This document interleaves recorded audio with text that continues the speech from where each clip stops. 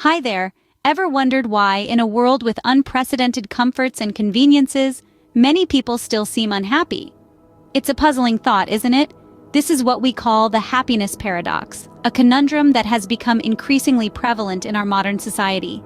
You see, we live in an age of abundance, an era where technology has made life easier than ever before. We have instant access to information, the ability to connect with people across the globe, and conveniences that previous generations could only dream of. Yet, despite all these comforts, many of us are not content. Why is that? Could it be the relentless pressure to succeed that leaves us feeling inadequate?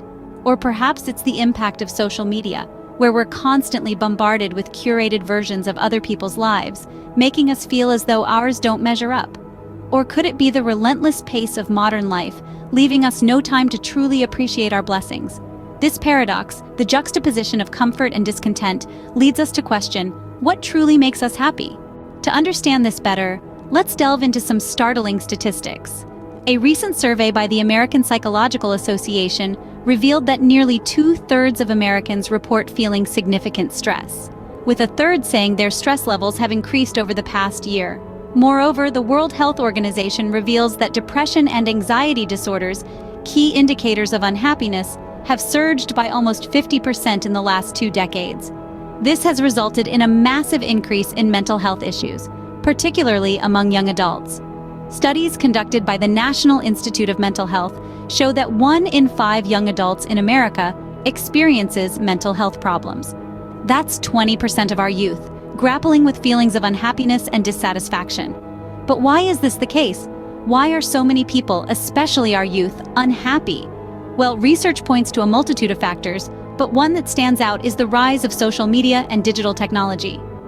The Royal Society for Public Health in the UK conducted a study which found that Facebook, Instagram, Snapchat, and Twitter all harm young people's mental health, promoting feelings of inadequacy and anxiety. The constant bombardment of perfect lives, perfect bodies, and perfect families that people see on social media can make them feel like they are not enough, like they are failing in some way. This feeling of inadequacy, of not measuring up, is a significant contributor to the unhappiness we see today. Another factor is the pressure to succeed, to do more, to be more. With the world moving at an ever faster pace, people are feeling the stress of keeping up.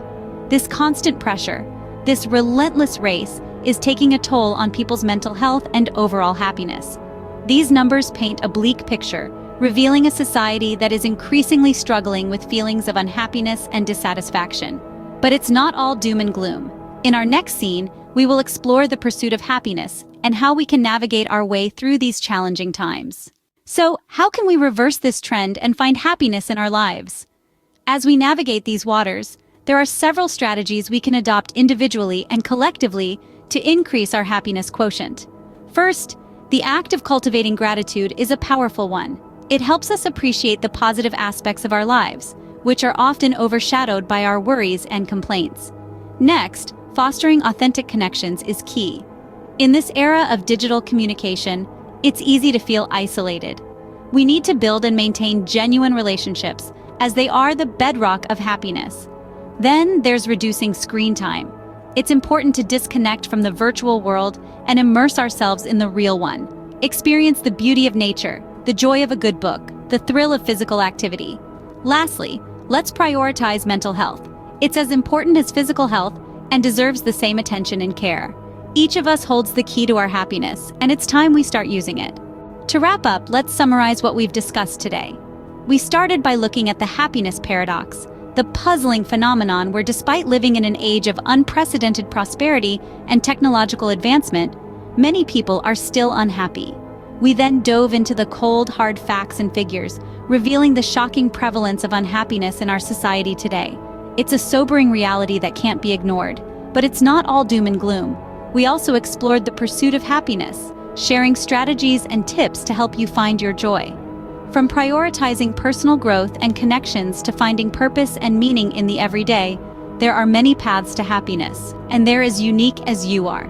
To end on a hopeful note, remember that happiness isn't a destination, but a journey. It's about embracing the ups and downs, the twists and turns of life. And every journey begins with a single step, so take that step today. Be sure to hit that like or subscribe button and keep being curious, beautiful, and continue learning. Check out some of my other videos and keep staying curious.